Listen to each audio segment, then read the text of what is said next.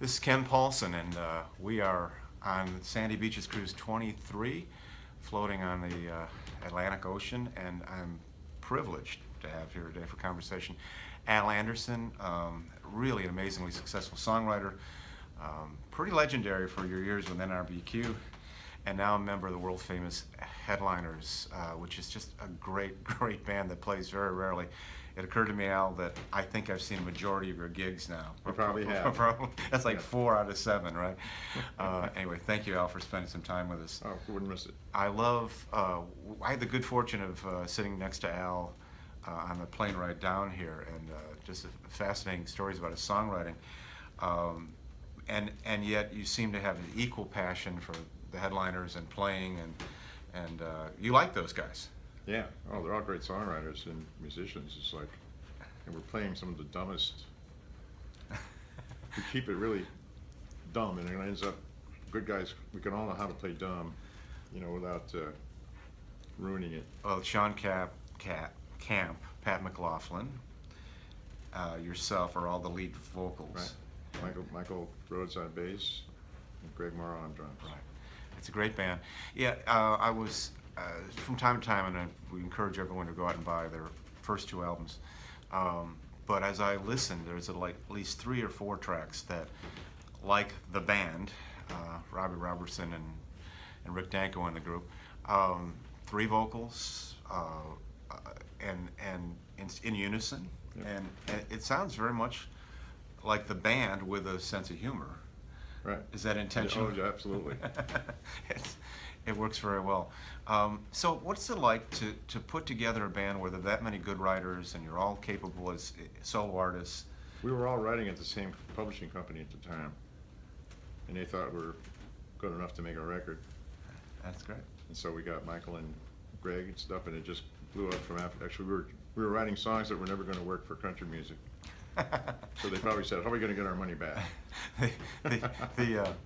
One of my favorites is you have a theme song just like the Monkees did, one of the world famous Headliners, over and over again. Right. Was that a co-write? Pat started singing that in his cabin out in Leaper's Fork, and he just kept, and it's pretty good, and we gave it to everybody. Everybody get a little publishing on it. So it's interesting because you've accomplished things other people only dream of in the business. You really had a great run. NRBQ is regarded as a legendary, it's a cult band in some ways, but more popular than Big Star was, another cult band, but Right. It's sort of the same crowd who love both bands. And then you've had this great run as a songwriter, and you put out solo albums that are widely respected, and now you're playing with your buddies in this band. After all that all that success, I should say, why would you go out and play in a rock and roll band? What appeals to you about this project? We just love the music so much. Yeah. We were coming up with something unique that has never been done before, at least in our minds. And so it felt like it had a place to work in. What I love about all the songs on stage is that there's a moment where Al takes over.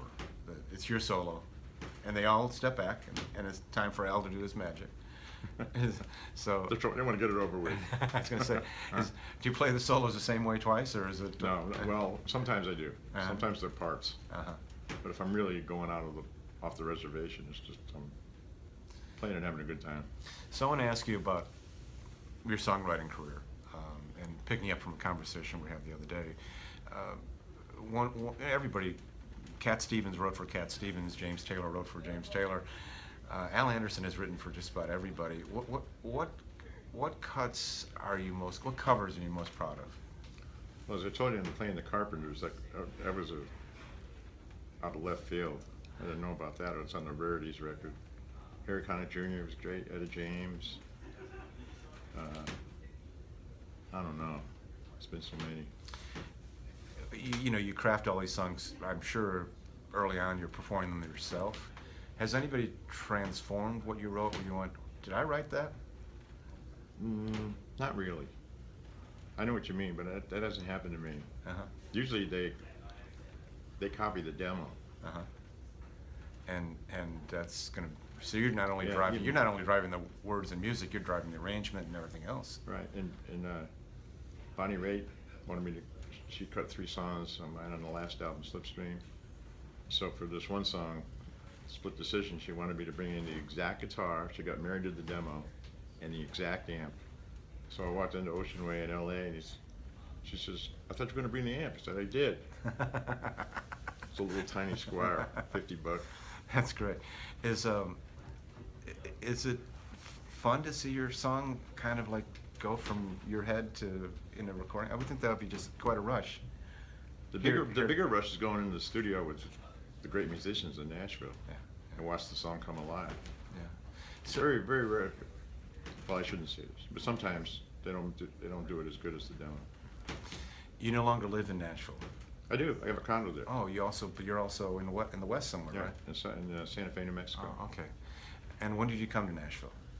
I came here drunk in '85 or '6 or something. Maybe Drunk doesn't before that. count, but And ended up getting a Hank Jr. cut. while you were drunk? I don't remember writing or demoing or anything. It was amazing. But '91 is when I came here for real. And given that you had really a rock and roll background, why did Nashville make sense? Because I went to sleep with country when I was a kid. Uh, I was pretty close to it. yeah. She let my mom let me fall asleep with it, so I knew Ed Pierce and all those guys. And I always had and back then, country music wasn't much different than rock and roll. All the Everly Brothers, Elvis, they all came from the South, and it was really, you put the two together pretty well. Was there a moment where you just woke up and said, hey, I am a country songwriter? Yeah, well, Carlene Carter changed all that. Yeah. I didn't know what I was doing when I got here, but she came to a gig in LA and said she wanted us to sing on her record, which we did. And then we talked about writing and her sobriety and my sobriety, and we just got together and wrote. And the first song I wrote her went top 5 all over the world. And It that was like, was? I can sit on a couch and do this, What was that song? huh? What was that first song? Every little thing. Every Little Thing? Yeah. And the second song was in the Maverick movie Wow. with Mel Gibson. That's a good start. Yeah, And of course, Carlene came from a rock and roll background too. I mean, the Yeah. stuff she did with her husband, then Nick Lowe and Yep. Dave Edmunds and the gang. I've been writing with him a little lately. With who? Nick Lowe. Really? Yeah. I'm ecstatic to hear that, and I hope you can help him pick up the tempo a little bit. He's He can rock out, that yeah, guy. yeah. I saw He's him. a at the really City- nice person, yeah. Did you see him at the City Winery his last tour? No. Yeah. He still does Raging Eyes, and I Knew the Bride, but everything else is that slow contemplative, brilliant stuff. Yeah. But I miss the basher and Nick Lowe. So bring him around, will you? Yeah. So we're talking about the Q being a cult band. The Headliners are determined to be a cult band. You record 2 albums, don't do a ton of promotion, probably not through any fault of your own. You play 6 dates in 2 years. Yeah. It's like- We're it's trying like- to fix that now, but the thing is, it's not a living, Yeah, right. this band. Yeah, right. Everybody else has stuff going on, so we're trying to fix that right now. We just had a meeting, we're gonna put away some time so we can go out and play some dates. So if you're somebody who's watching this video and want to see the Headliners, you guys have a website? How can they figure out where you're going to be and when? Well, we'll have a thing up Your thing up? when we actually get out there. And have We're a gonna plan. write some songs and make another record first. That's great. That's great. Well, both records are first rate, and it's just fun. Everybody in that band they're good people and they're passionate about music, and you Yeah, can they see are. the joy of you guys playing together. They really are passionate about music, Yeah. for sure. It's a lot of bands do just the opposite. They love each other when they're 18, and as they get older, then they don't speak to each other. You guys are seasoned professionals, and you seem to get along fine. No fist fights or anything yet. No, never. Is We don't even get to many arguments. there a strategy for the new album at all? Just No, more we the just same? get in there and write songs. How long did it take you to create the last album?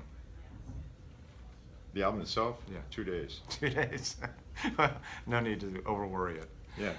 Anyway. That's the whole magic of it is doing it all in one. The first album we did all at once live with vocals, and the second one was a little more hi-fi. If we did the tracks and then sang them later. Both albums work beautifully. But they were both 2 days, so That's right. You have to wonder what they're doing all that time on Sergeant Pepper. You know. Yeah, well, that's when they had a budget. Yeah, that's right. Thank you, Al. Real Great- pleasure talking great to see you. You're the Thank best, man. Thank you. I enjoyed visiting with you.